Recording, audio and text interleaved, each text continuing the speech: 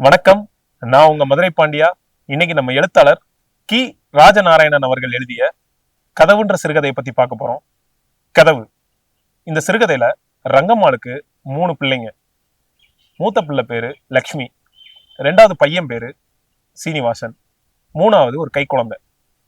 அந்த ஊர்லயே நல்லா வாழ்ந்த குடும்பம். கார வீட்டுல நல்லா வாழ்ந்து இப்ப நொடிச்சு போனதுனால ரங்கம்மாளோட வீட்டுக்காரு பக்கத்துல இருக்கிற மணிமுத்தாறுல பஞ்சம் பிழைக்க போனார். போன மனுஷன் 5 மாசமா என்ன ஆனான்னு அவளுக்கும் தெரியல, ஊருக்கும் தெரியல. அந்த பிள்ளைகளோட பொழுதுபோக்கு என்னவா இருந்துச்சுன்னா, அந்த வீட்டுல உள்ள ஒத்த கதவு தான். சீனிவாசனும் லட்சுமியும் அந்த கை குழந்தைய பாத்துக்கிறதுக்காக அந்த கதவுல ஏறிதான் விளையாடுவாங்க. பக்கத்து வீட்டுல இருக்கக்கூடிய சின்ன பிள்ளைங்களும் அந்த கதவுல ஏறி விளையாடுவாங்க. அந்த கதவு அவங்களுக்கு பஸ் மாதிரி. அவங்க நினைச்ச இடத்துக்கு அந்த கதவை ஆட்டி ஆட்டி போயிட்டு வருவாங்க. டிக்கெட்டு கொடுத்தோம், முன்னாடி போ, பின்னாடி போ, வேகமா போ, வந்தாச்சு, இறங்கு, போ, வான்னு சொல்லி அவ்வளவு சந்தோஷமாவும் ஆரவாரமும் விளையாடுவாங்க அந்த பிள்ளைங்க. ஒரு நாள் லட்சுமி வெளியில போயிட்டு வர நேரத்துல கீழே இருந்து ஒரு தீப்பெட்டியில ஒரு நாய் படத்தை பாக்குறா. பார்த்தோன்னா அவளால அந்த சந்தோஷத்தை தாங்கவே முடியல. அந்த தீப்பெட்டியில இருக்கிற படத்துல ஃபுல்லா ரொம்ப அழுக்கு. அவன் வாயில இருந்த எச்சியை துப்பி அதை தொடச்சு பாதி அழுக்கு போனாலும் அவளுக்கு பாக்குறப்ப அவ்வளவு சந்தோஷம். பரவாயில்ல, அட்டைப்படத்தை நம்ம சுத்தமாக்கிட்டோம் அப்படின்னு சொல்லிட்டு வேகமா தம்பிட்ட காட்டுறதுக்காக வீடை நோக்கி ஓடி வரா. வாசல்ல எதையோ யோசித்துக்கிட்டு நாடியில கை வச்ச மாதிரி சீனிவாசன் உட்கார்ந்து இருக்கிறான். தம்பி, நான் என்ன கொண்டு வந்திருக்கேன் பாரு அப்படின்னு சொல்லிட்டு ரொம்ப ஆரவாரமா அவ பின்னாடி மறைச்சுக்கிட்டே காட்டுறா. சீனிவாசன் அது என்னன்னு பாக்குறது காட்டணும்னா அந்த படத்தை தூரத்துல இருந்து காட்டுறா. அவனுக்கு அந்த நாய் படத்தை பார்த்தோன்னா அவ்வளவு சந்தோஷம். அவனோட உயரமா இருப்பாள்ல, 8 வயசு பொண்ணுன்றதுனால அவ தலைக்கு மேல அந்த கையை தூக்கிட்டு, நான் தரமாட்டேன், நான் தரமாட்டேன், அக்கா அக்கா எனக்கு ஒரே ஒரு தடவை கொடுக்க, நான் பார்த்துட்டு தரேன் அப்படின்னு சொல்லிட்டு அந்த பையன் சுத்தி சுத்தி வர்றான். நான் தர்றேன், ஆனா நீ கிழிச்சிடக்கூடாது சரியா அப்படின்னு சொல்லிட்டு கடைசியா கொடுக்குறா. ஒரு தடவை பார்த்த உடனே அந்த பையனும் ரொம்ப சந்தோஷப்படுறான். இவங்களுக்கு என்ன ஒரு ஆசை வருதுன்னா, அந்த கதவுல அந்த படத்தை ஒட்டி பார்க்கணும் அப்படின்னு ஆசை வருது. வேகமா ஓடி போய் வீட்டுல இருக்கக்கூடிய கம்மஞ்சோறுல கொஞ்சோன்னு எடுத்துட்டு வந்து அந்த கதவுல பசையா தடவி அதுல ஒட்டி அழகு பாக்குறாங்க. ஒரு சிலருக்கு நல்லா தெரியும், அந்த கதவை உத்து பார்த்தா அதுக்கு மேல அதே மாதிரி ஒரு படம் இருக்கு. அந்த படம் யாரு அப்படின்னா, ரைட்டர் அங்க சொல்றாப்ல, அந்த படம் அவங்க அப்பா கூட ஒட்டி இருக்கலாம் அப்படின்னு சொல்லி. ஏன்னா அந்த கதவு அவ்வளவு வருஷமா அந்த வீட்டுல இருக்கு. ஒரு பாரம்பரியமான ஒரு கார வீட்டுல இருக்கக்கூடிய கதவு. ஒரு நாள் ஊர் தலையாரி ரங்கம்மாள் இல்லாத நேரத்துல வீட்டு வரி வசூலிக்கிறதுக்காக ரங்கம்மாளை தேடி வராரு. ஆனா வீட்டுல லட்சுமி இருந்ததுனால திரும்பி போயிடுறாரு.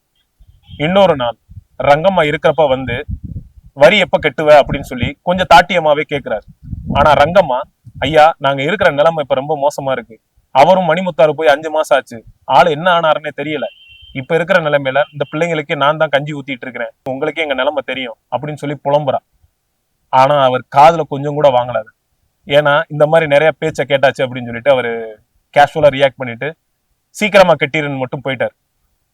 போன உடனே ரங்கம்மாளுக்கு என்ன பண்ணணும்னு தெரியல, வழக்கம் போல கவலையாவே உட்கார்ந்து இருக்கிறா. கொஞ்ச நாள் கழிச்சு சீனிவாசன் அவங்க வீட்டுக்கு பக்கத்துல இருக்கிற கிரவுண்ட்ல பசங்களோட விளையாடிட்டு இருந்தான். அப்ப அவங்க வீட்டுக்கு தலையாரி கூட ஒரு 4 பேரோட வந்தார். வந்து அவங்க வீட்டு கதவை 4 பேர் சேர்ந்து கலட்டினாங்க. கலட்ட கஷ்டப்பட்டுட்டு இருக்கிறப்ப தலையாரி சேர்ந்து ஒரு கைப்பிடிச்சு அதை கலட்டி தூக்கிட்டு போறாங்க. இந்த சின்ன பசங்களுக்கு எல்லாம் கதவை வித்தியாசமா தூக்கிட்டு போனோன்னு ஒரு மாதிரி ஆரவாரம் ஆயிடுச்சு. அப்ப என்ன பண்றாங்க, அந்த பசங்க எல்லாம் சேர்ந்து ஒருத்தன் பிபி ஊதுறான், ஒருத்தன் மேல அடிக்கிறான், ஏதோ பெருசா ஏதோ ஒரு கச்சேரிக்கு ஏதோ ஒண்ணு தூக்கிட்டு போற மாதிரி ஃபீல் பண்ணி சந்தோஷமா குதிச்சுட்டு போறானுங்க.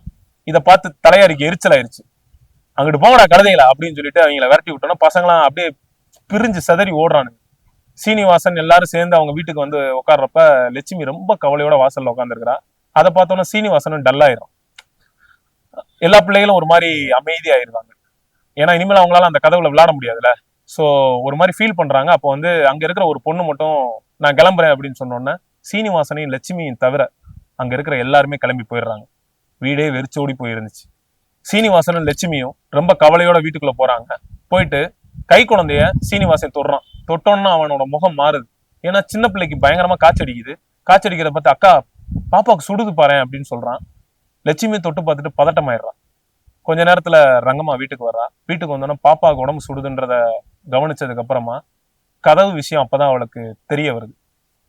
உடஞ்சு போயிடுறான். என்ன பண்றதுன்னு தெரியல, ரொம்ப கஷ்டத்துல இருக்காங்க. வீட்டு கதவே புடிங்கிட்டு போயிட்டாங்கன்னா யாரு பாதுகாப்பு, என்ன ஏதுன்னு நிறைய சிந்தனைகள் அவளுக்குள்ள ஓடுது. நாட்கள் நகர்ந்துகிட்டே இருக்கு.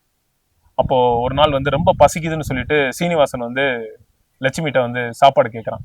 சாப்பாடு கேட்குறப்ப ரொம்ப வருத்தத்தோட, கதவு இல்லாதனால வந்து தெருவில் இருக்கிற நாய் வந்து கஞ்சியெல்லாம் சாப்பிட்டு போயிருச்சு, அக்காவுக்கு என்ன பண்ணணும்னு தெரியல, அம்மா வேற பசியோட வருவா அப்படின்னு சொல்லி ஒரு மாதிரி வருத்தத்தோட சொல்றான். சொன்னோன்னே சீனிவாசனும் பசியில அழுதுட்டு வீட்டை விட்டு வெளியில போறான். போனோடனே கார்த்திகை மாசம், பயங்கரமான வாடை. கார்த்திகை மாசம் தான் தெரியுமே, பயங்கரமா குளிரும்ல. ஸோ வீட்டு கதவு இல்லாதனால உள்ளுக்குள்ள வாடை பயங்கரமா அடிக்குது. சின்ன குழந்தைக்கு ரொம்ப உடம்பு முடியாம போயிட்டே இருக்கு. இந்த இடத்துல ரைட்டர் ஒன்று சொல்றாரு, அன்று இரவு வாடை தாங்காமல் அது அந்த வீட்டை விட்டும் அவர்களை விட்டும் பிரிந்து சென்று விட்டது அப்படின்னு. இந்த வரிய நான் ஒரு தடவை படிக்கிறப்ப எனக்கு சத்தியமா புரியவே இல்லை. நான் 4-5 தடவை பார்த்து படிச்சதுக்கு அப்புறம் தான் எனக்கு புரிஞ்சிச்சு அந்த சின்ன குழந்தை இறந்து போச்சு அப்படின்னு சொல்லி. ஒரு ரைட்டர் வந்து ஒரு விஷயத்த இந்த மாதிரி இன்டைரக்டாவும் சொல்ல முடியும், அதுல ஆழமா நம்மள ஃபீல் பண்ண வைக்க முடியுன்றது இதை படிக்கிறப்பதான் எனக்கு தெரிஞ்சிச்சு. சீனிவாசன் ஒரு நாள் ரொம்ப வேகமா வீட்டை நோக்கி ஓடியாரான். லட்சுமி பார்த்துட்டு, ஏன்டா அப்படி ஓடியாரன், அக்கா இங்க வாயேன் அப்படின்னு சொல்லிட்டு கூட்டிட்டு போறான். அவங்க படிக்கிற ஸ்கூலுக்கு பக்கத்துல அவங்களோட வீட்டுல இருந்து கலட்டின கதவு வந்து சாட்சி வச்சிருக்காங்க.